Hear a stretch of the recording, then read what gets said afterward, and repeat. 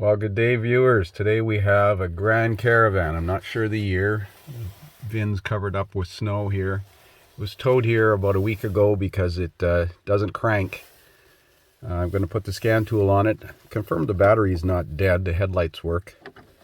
Put the key in the ignition. Got a check engine light. Fuel gauge reading.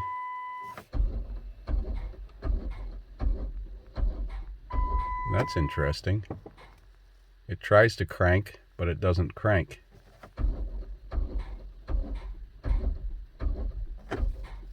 Well, I'm going to scan it and see if we got any codes. It's like the starter control circuit is malfunctioning. I don't see any security lights on. That's an interesting problem. Let's throw the scanner on it. So it's actually a 2010. It's got 146,000 kilometers on it. Display fitted systems. Let's do a code scan of all controllers. I'm hoping to start this thing so I can drive it in the shop. DCM power input low.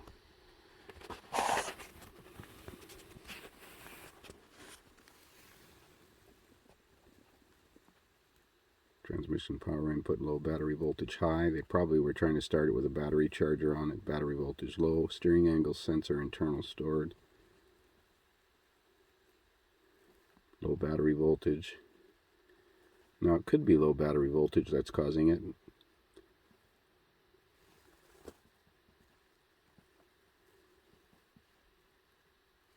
Finished scanning yet? If the battery is too low, the computer might shut down, ECM might shut down and then stop cranking and then start cranking again.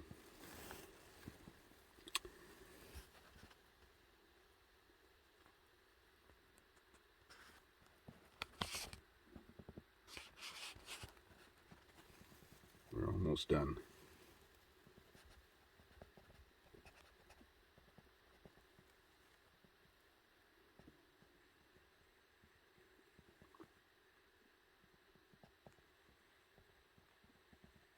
Come on. We got 11.7 volts at the DLC right now, which is a little on the low side.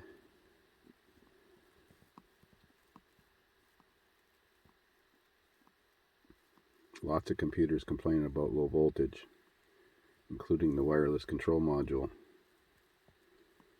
So I think we're going to get a booster on this thing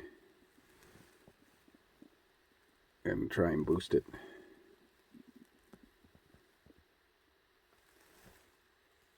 Data. Let's watch the system voltage if I can find it here.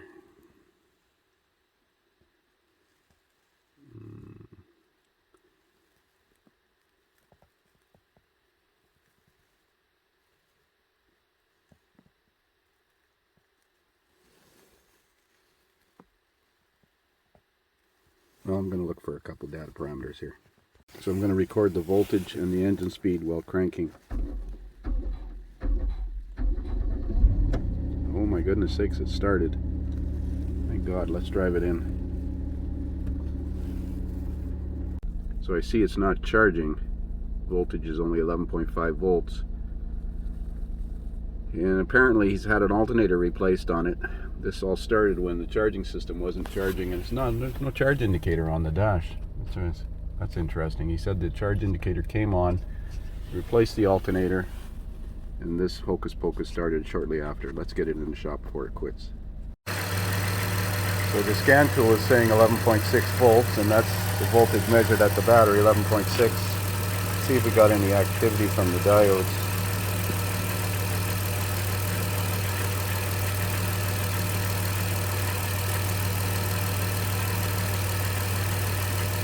Interesting. Let's check the voltage right at the alternator.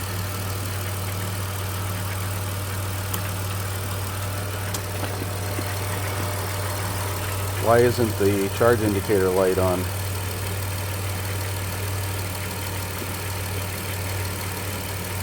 I don't even think there was a code for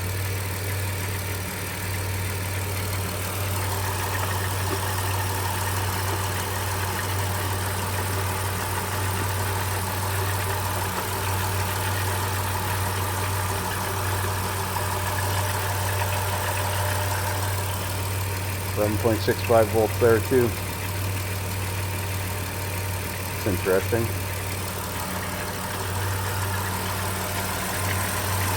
Just got a one-way clutch on it. No, the alternator is turning. It's a Napa reman. Of course, that doesn't mean it's good.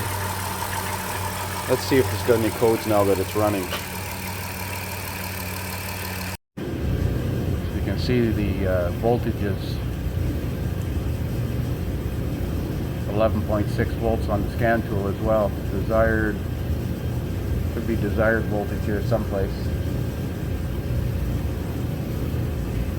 Generator duty cycle's at 98%, so it's trying to command it to charge unless that alternator's failed.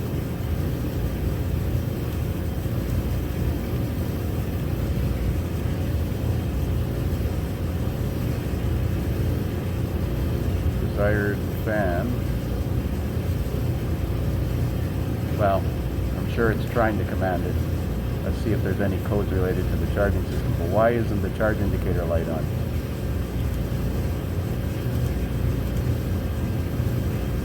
No codes. Unless that's in the tip-em. But I'm sure it's the engine control module that controls the charging system. But let's check the central gateway again. Just low battery voltage.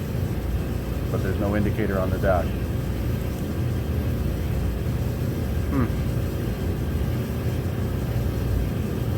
Well, I have a look at the schematic.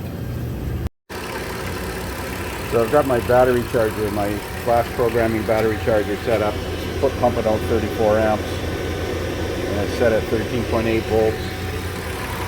And we got 13.75 volts at the alternator.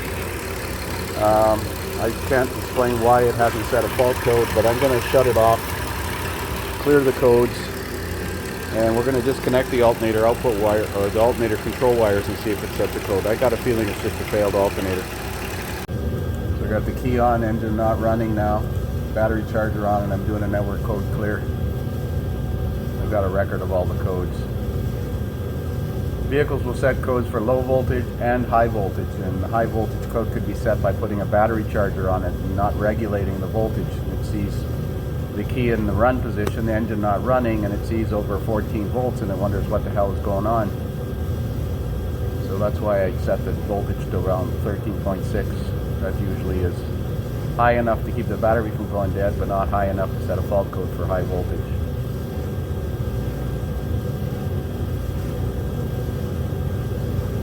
Taking a little longer than it usually does.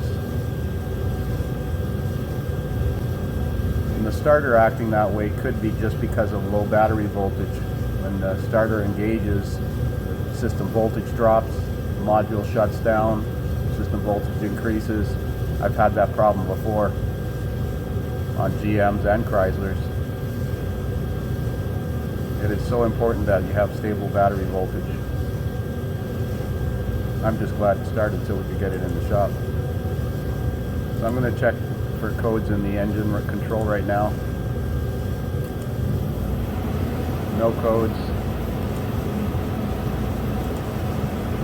And I'm going to disconnect the alternator control wires. So the alternator control wire is disconnected. The battery indicator light comes on immediately. And it has generator field control circuit problem. Notice I got the charger on it, so it's still running at 13.5. I'm going to reconnect it, clear the code. So I've got the field reconnected to clear the code. I'm just going to read it and make sure it's gone.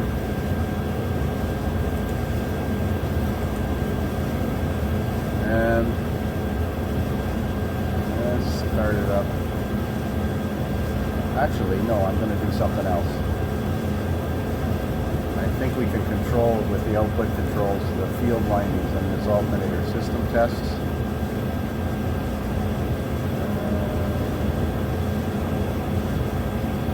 Not in that. It used to be ASD testing, functional tests. Alternator field duty cycle. wondered if there was an ATM test, miscellaneous data fund general.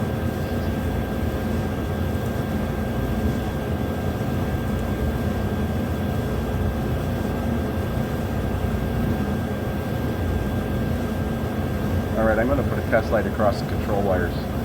So I got the field commanded to 50% duty cycle, and the test light is not lighting. I want to check to see if there's a fault code for it. Because maybe I set the code by disconnecting the field windings with the key on, and it may have disabled the alternator. Okay, let's clear the code.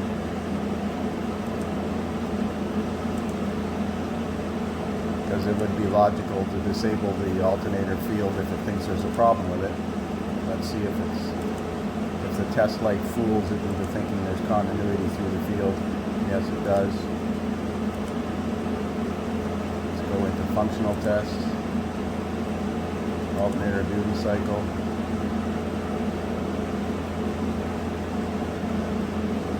And 10, 20, 40. That was my furnace. No idiot light.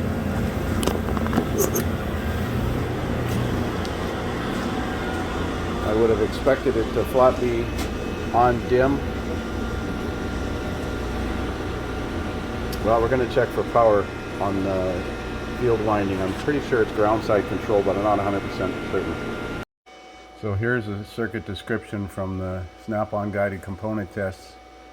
It says the charging system is turned on and off by the powertrain control module and the ignition switch with the engine running. The field circuit will not be energized until the engine is running and the ignition switch is on.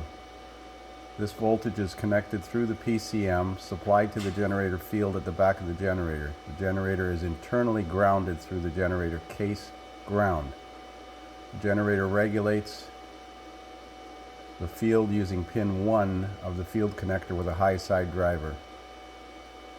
So pin 2 is the generator sense. Now it definitely sets a fault code if I unplug it. So theoretically, if a wire was open, it would set a fault code, and it's not. So I'm really leaning towards just a failed new reman alternator. It certainly seems to be acting like that. But we're going to have a look at the control wire. This is what it's supposed to look like. Maintains the system voltage at a desired level by turning the pulse width modulated alternator field control circuit on and off. When it's on, the voltage increases. When the alternator is turned off, voltage system drops. The rate at which this happens is dependent upon the existing electrical loads, ambient underhood temperature, and engine RPM. Okay, so we'll have a look at the field wire. The field control wire is brown and gray. So that's what I've got on the brown gray wire.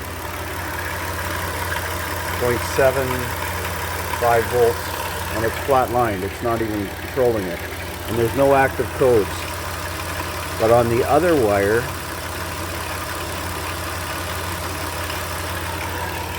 I've got 12.45 volts, and I got my battery charger set at 13.8. According to the service information in the Snap-on tool, this is supposed to be working it. Somebody's lying. Now I'm using the scanner to command the generator field to 50%. And you can see it's fluctuating.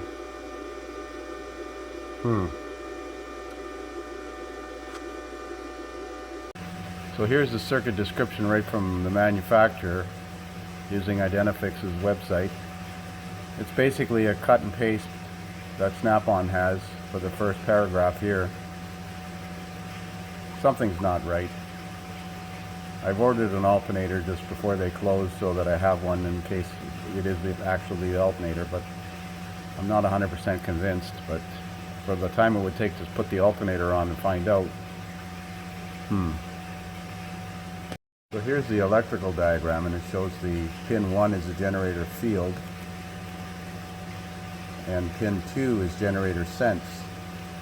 So I wonder if it's got a defective regulator, or it doesn't have a regulator. I wonder if it's got a defective alternator, because it was 12 volts on the sense wire, so it's not low voltage.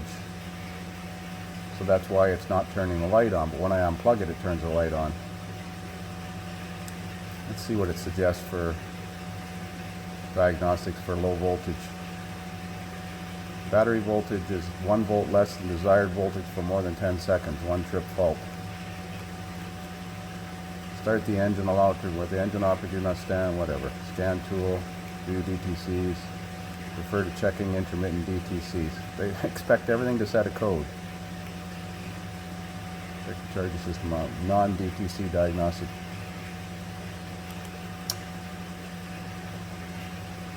Checking charging system operation.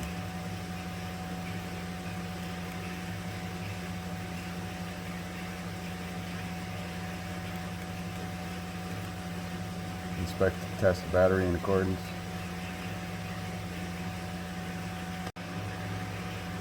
So that symptom-based diagnostic didn't help me much, so I'm going to try to see what happens. I'm watching the voltage sense. I'm assuming that it's coming from the generator in the PCM, and the generator duty cycle is at 100%, even though I've got a clean battery charger sitting at 13.6 volts. I'm going to see what this goes to when I unplug the alternator.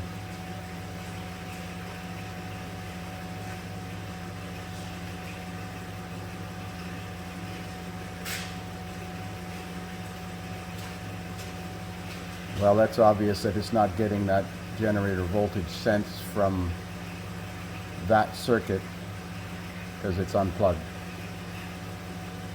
Everything's networked, so it's hard to tell where this voltage sense is coming from. It could be coming from the TIPM, it could be coming from any other module in this system. Let's see what happens when I shut off my battery charger.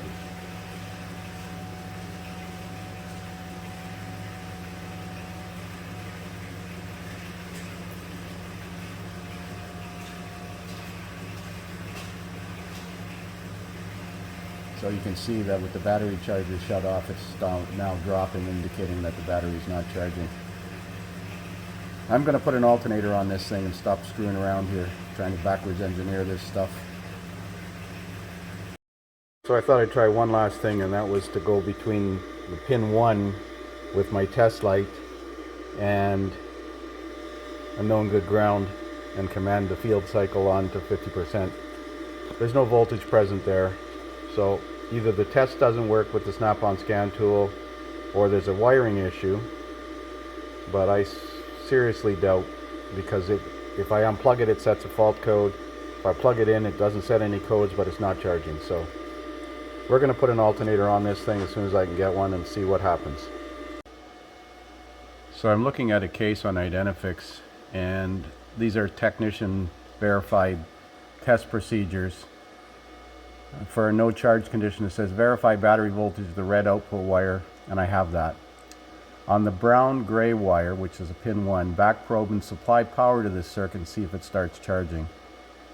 So this is a B-type voltage regulator concept. Well, it doesn't have it supplies power to the field, and the field is internally grounded according to this. I assumed it was like the older ones where the 2 wires were used and the field was ground side controlled, but it's not. So we're going to try this and see if it charges, because we could have a problem with that control wire between the PCM and between the PCM and the alternator. We're going to give this a shot. So now I got it running with the battery charger turned off and sitting at 11.8 volts, and I've got a jumper wire connected to a remote start button here, and if I press this button, I put power to that brown wire, and it charges. It's like full fielding it. So don't jump it long, because you can see it hit over 16 volts there. So there's got to be an issue with that control wire between here and the PCM. Down. Maybe that's why we only had 7 volts on it, or 0.7 volts of corroded wire somewhere. So where did Chrysler or Dodge hide the PCM? Way down there inside the inner fender. So we got to take the inner fender skirt out. That's just nice and convenient. And you see there's a connector there, a latched connector, but that's probably to the body. I'm pretty sure that that thing should duty cycle a light.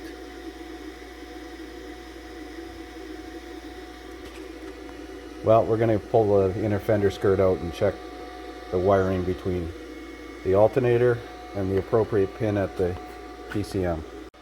So here is a look at the wiring diagram from Dodge.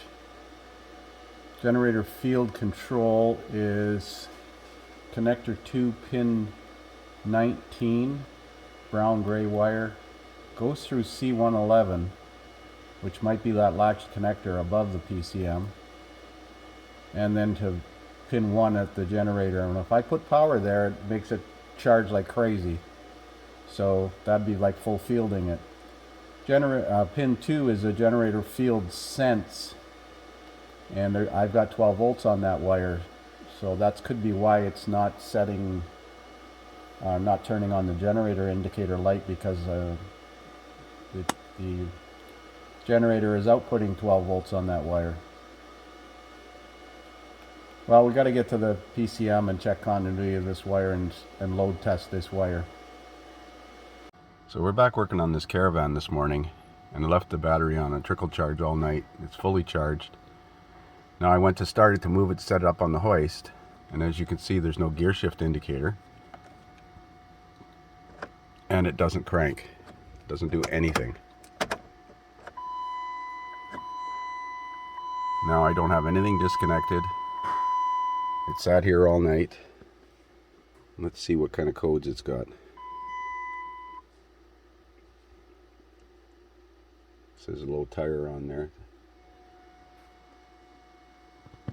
I wonder if the check engine light is flashing because ASD main sense circuit. TCM power input low. That's interesting. Didn't have that code yesterday, or I don't remember if we did or not.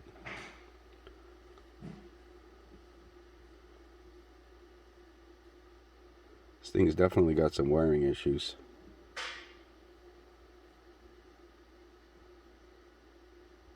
Lost communication with integrated power module. That would make sense. That's why the instrument cluster is not displaying the gear shift.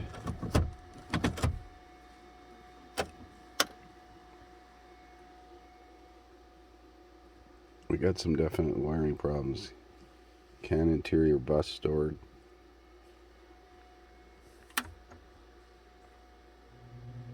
Radio works.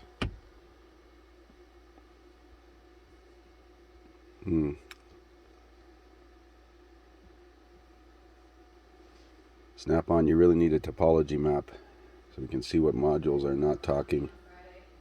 I have one very similar to this.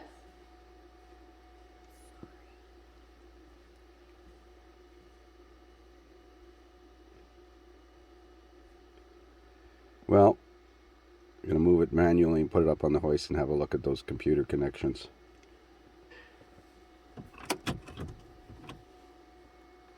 So I decided I would explore that other initial problem, and hopefully we're going to find multiple wires compromised. Now the computer lives behind the inner fender skirt on the left front here, and I see the inner fender skirt is broken, so that could allow salt debris in there. We got some push pins to remove, so we get the pulling tool out. So after removing some screws on the outside edge here and some push pins, we got access to the computer, and it doesn't look too good. Wow.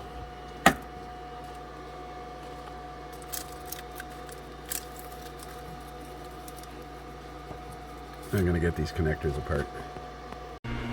So there's the computer. It definitely looks like water's intruded into it. Not in the connections, but this, you can see the bolts that hold the computer on all snapped off. I had to take the bracket off. Why put the computer down there in that spot? Well, we're going to identify the wire that goes to the alternator, and if it tests good, then we're going to assume that the computer has got water intrusion in it. Wow, that's pretty nasty. Let's get a wiring diagram out. So the pin in question is pin 19 on connector 2, and connector 2 has the orange body. So it's the second one from the back, pin 19. There it is there, generator field control. So we're going to check continuity of that wire to pin 1 at the alternator, pin 19. So this is looking into the face of the connector, so that should be that pin right there. So the connector view is looking at it like that, so the second row pin on the left here should be pin 19. Sometimes you can see printed numbers on the corners, but I don't see them with a magnifying glass, so I'm going to assume that that's pin 19. I'm going to check continuity of that pin. So we've got an ohm meter connected from pin 19 all the way to pin 1 at the alternator, and it reads 0.15 ohms resistance. So now that I've qualified that I'm on the right pin, I've connected power to that pin through a remote start button and a headlight on that wire at pin 1 and ground. So you can see if I put power to it, that wire supports current flow. So I don't think that wire is the problem. So I decided to take the cover off the computer and have a look-see inside. And all of the screws broke except for one. Well, what do you think? Think that's a little bit compromised? Shoot. There's actually water in here. So the thing is starting now, but I see the gear shift indicator is still not indicating what gear it's in. So I just temporarily installed the computer back in there, hanging on the harness.